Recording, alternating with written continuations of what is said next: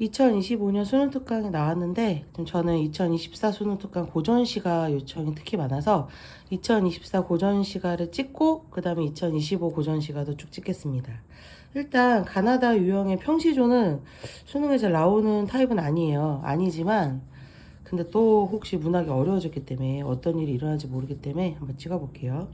이마 그물을 건너지 마오. 이 백수강부의 안에 공모도화가를 모르는 학생들은 거의 없죠. 근데 이 시를 또 모르는 학생들이 있을까봐 공모도화가는 우리나라 최초의 그런 한해 정서를 뿜은 시라고 하죠. 그래서 이마라고 부르는 순간 요거 말을 건네는 어조. 또 우리 이렇게 누군가를 부르는 걸 도노법이라고 하죠. 그래서 누군가를 부르기 때문에 이것도 영탄적 어조에 속합니다, 여러분. 이마하고 불렀어요. 그 물을 건너지 마오. 이문 끝내 그 물을 건너셨네. 우리 그 종결하면 진짜 중요하잖아요. 건너지 마오. 이게 청유형이에요. 뭐라고 쓴 거야? 바램. 그래서 화자가 청자에게 자신의 바램을 표출했다. 이런 맞는 겁니다. 그러지 망 이렇게 하니까 청유하니까 청유형 종결음이니까 이문 끝내 그 물을 건너셨네. 즉 여기서 물이라는 소재가 진짜 중요하죠. 원래 우리는 관습적 상징물이라는 게 있고 객관적 상관물이라는 게 있는데 이 문학에서는 항상 요거를 물어보잖아요. 간식적 상징물 같은 경우에는 우리가 습관적으로 옛날부터 물은 좋은 거야. 물은 조상님들이 소원과 기원을 하는 바람이었다며 구지가 해가처럼 객관적 상관물은 객관적이 있는 자연의 소재가 화자와 혹은 시적 대상과 상관을 지었을 때 언제든지 변할 수 있는 가변적인 그런 존재라는 거예요. 즉, 이문 끝내 그 물을 건너셨네. 물이라는 건 옛날부터 좋았는데 내 남편이 이게 공모도화가가 백수가 강부 아내가 남편한테 물 건너지 말란 시잖아요. 그래서 건넜으니까 이 물이 화자에게는 어떤 절망의 소재, 내가 죽음을 상징하는 그런 소재라고 할 수 있죠.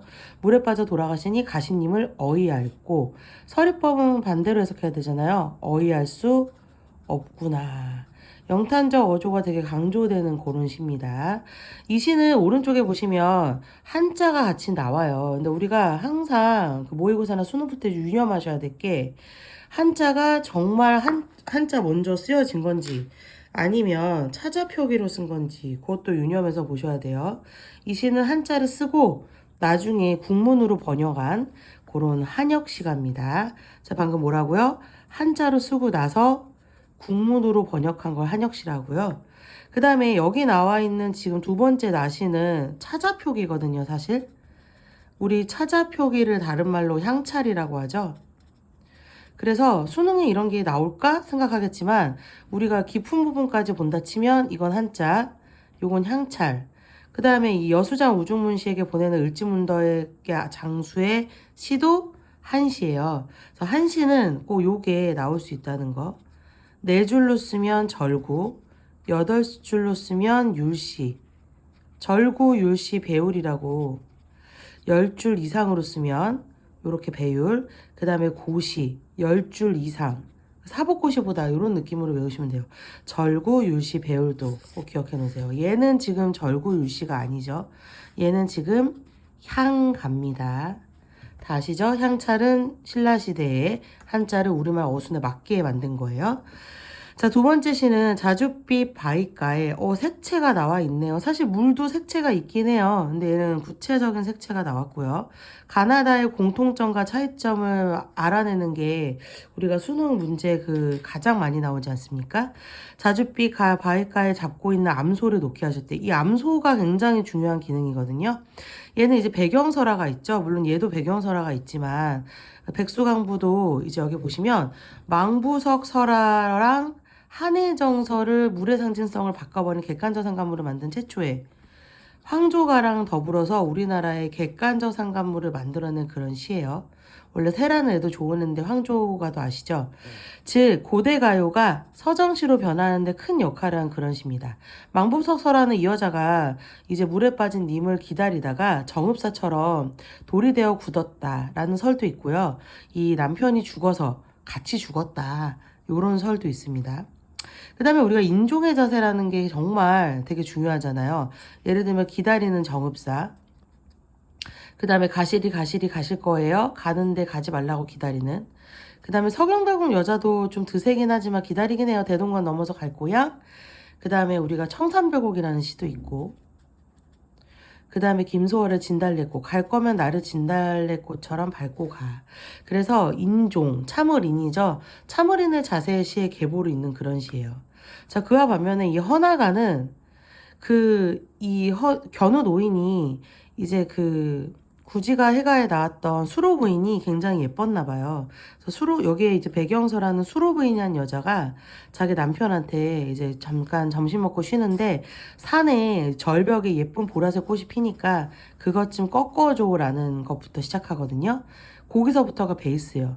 자, 그럼 이 견우 노인이 나에게 암소라는 건 생계수단이자 내가 얘를 끌고 가는 아주 중요한 도구잖아요.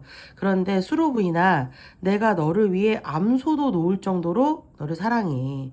그리고 암소를 놓을 정도로 내가 이 꽃을 너에게 꺾어주고 싶어. 그래서 너 여기서 나를 아니 부끄러워하시면 나는 지금 여기 있는 화자지만 너가 나를 부끄러워하지 않는다는 게 전제되어 있는 거예요.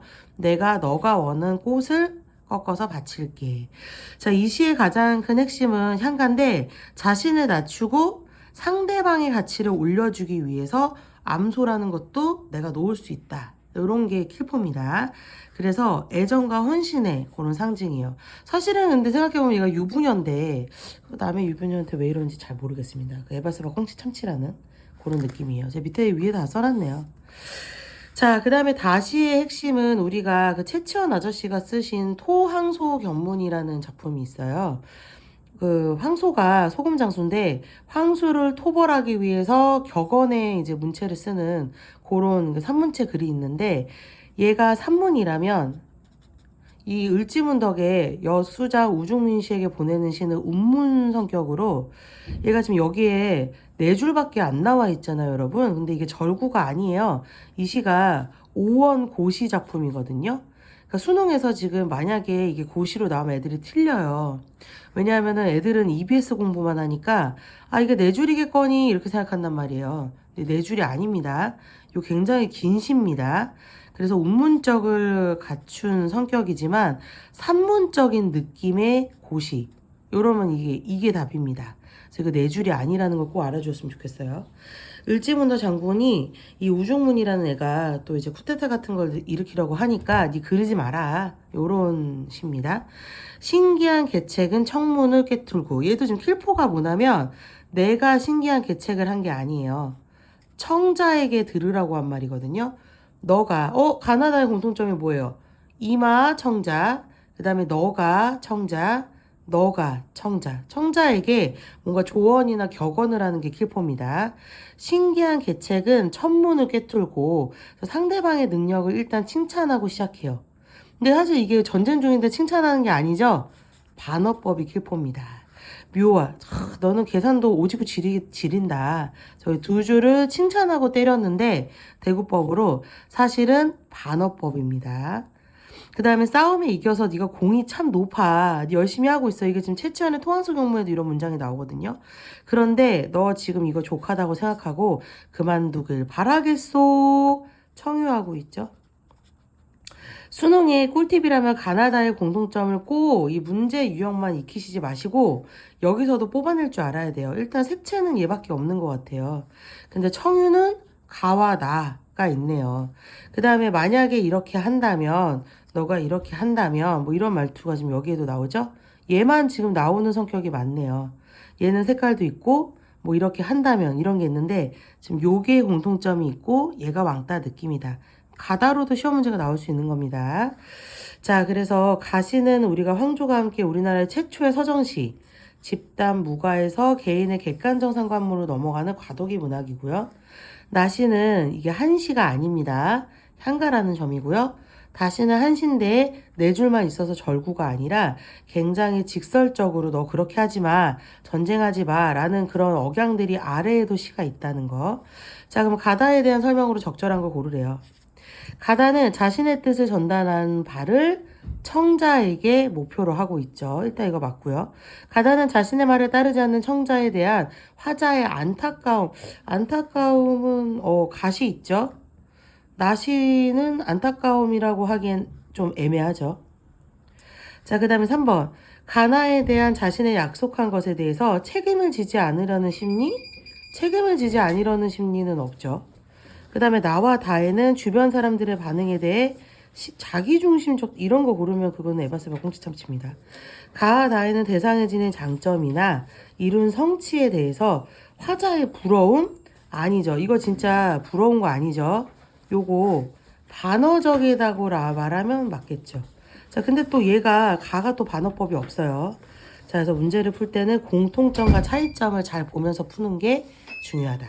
끝! 뾰로롱!